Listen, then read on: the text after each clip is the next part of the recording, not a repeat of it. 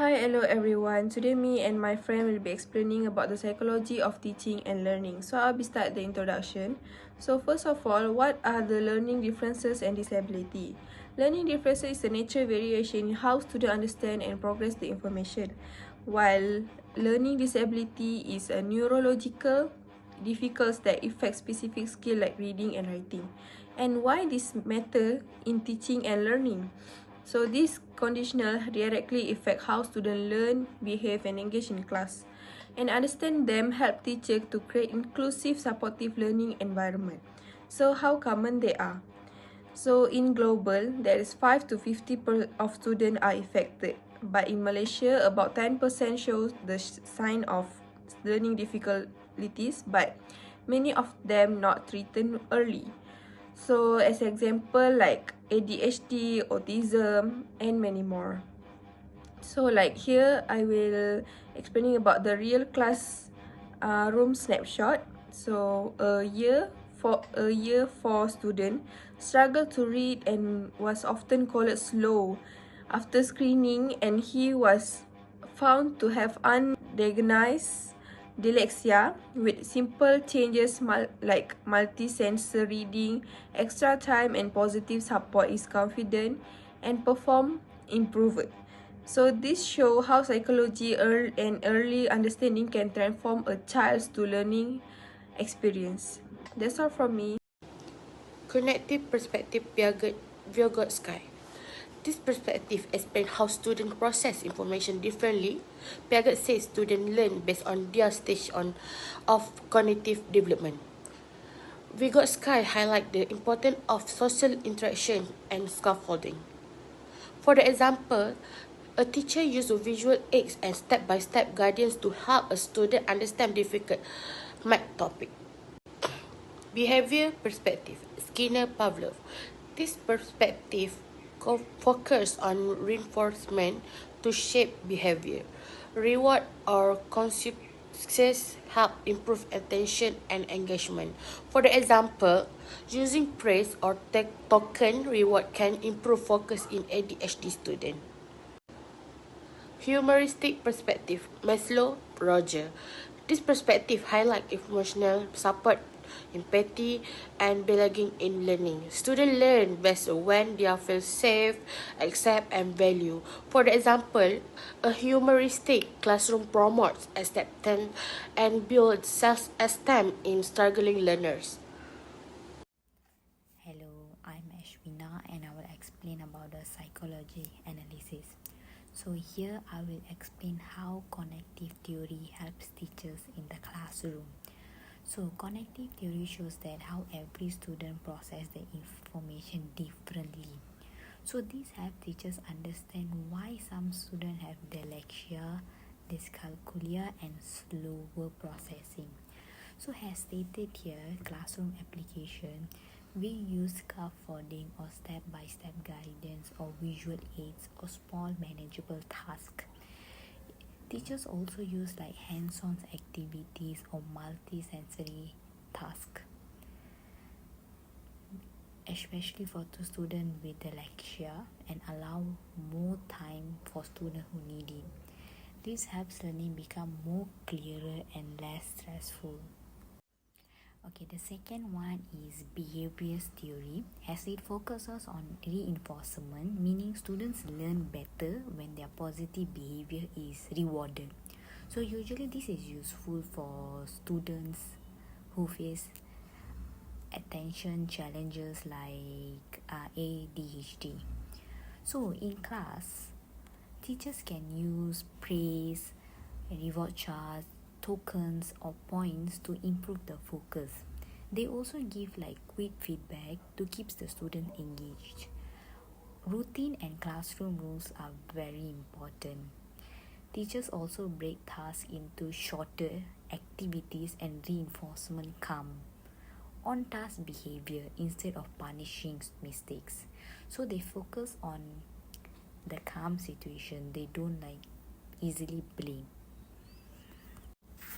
Okay, the third one is humanistic theory, which focuses on the emotional needs and the self-esteem of students. It reminds teachers to create an environment where students feel accepted and supported. So it means in the classroom application, teachers should create a safe and non-judgmental learning space. It should also build a strong student and teacher relationship and encourage effort rather than pointing out their mistakes. So, and teachers should also provide emotional support when students feel frustrated, give them their space, and also celebrate strength and achievement to build confidence and motivations usually. So here I'll be explaining about how teachers identify learning differences at early stages. So teachers observe if a student keeps struggling in the certain areas. They will use simple checks like reading tests or number tests, or pay attention to emotional signs like anxiety or avoidance. So earlier theories like cognitive theories help us identify processing difficulties. Beer resist theories helps teachers notice behavior patterns. And when it comes to humanistic theory, it reminds teachers to observe sensitivity without labeling and judging the students. Okay, so now I'll talk about the challenges teachers face. Even though teachers try their best, work hard, there will always be challenges. One of it is large classes make one-to-one support difficult, because it's not easy to focus on one person if you have a larger number of people in your class.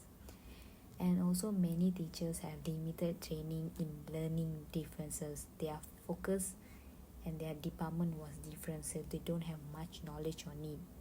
And teacher may be lack of teaching aids. Like I mentioned, they come from different department and they have to focus on something else, so it's not easy. And sometimes parents or peers misunderstand learning differences, like some student needs special help, so they are kinda misunderstanding it.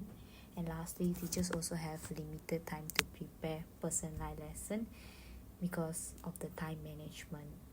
Many things. My name is Anissa and I will be presenting my part, which is the case study. So the case study that I chose is the current trend of inclusive education for children with autism in Malaysia. There are several key findings that I found. So the first is that many teachers have reported that they still struggle in implementing inclusive education.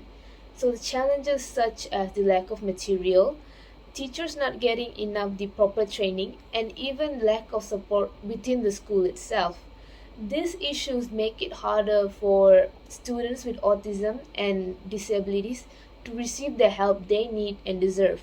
So the second finding is that multi-sensory teaching materials are very effective, especially for students who have struggles with reading. This supports the idea that was discussed earlier, such as the cognitive and humanistic theory, is that different learners benefit from different approaches. So the third part is that the strongest point in the research is study found that students who receive help from their parents, like the parents are present in the learning process, the students actually make a lot of improvements. So, for example, parents who are involved in the students' parents' meeting and even sports day, the students actually have performed better when the parents are present.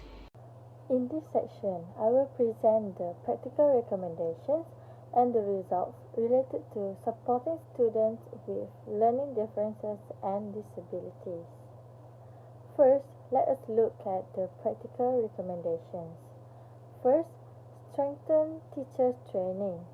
Teachers need short courses on ASD, dyslexia, and ADHD. Workshops should include hands-on activities such as how to use multisensory materials or how to give step-by-step scaffolding. For example, teachers can learn how to use colored letter tiles to help dyslexic students read. Schools should also give teachers simple screening tools to spot early learning difficulties. Second, improve classroom support and resources. Schools should provide materials like sand trays, visuals, and color-coded steps. Assistive technology such as text-to-speech and visual timers can support students with reading and attention problem. A calm corner should be set up for students with autism to relax when they feel overwhelmed. Third, use differentiated teaching strategies. Teachers can break tasks into smaller steps and use visual aids. Giving extra time helps students with slow processing. Reinforcement, such as praise or rewards, can improve focus for ADHD students. For example, a teacher can give a star stickers when a student finishes a short task. Fourth, encourage family and school partnership. Regular meetings with parents help teachers understand students better. School can share simple home activities like daily reading routines. Awareness sessions help parents learn how to support their children at home. Fifth, provide behavioral and emotional support. Teachers should use positive reinforcement to encourage good behavior. Students can learn self-regulation skills such as deep breathing or using a break card. A supportive classroom makes students feel safe and accepted. 6. Encourage students' strengths and interests. Teachers can highlight talents such as drawings, music, or storytelling. Students should be given choices in assignments. For example, a student can choose to present their ideas through a poster instead of a written paragraph.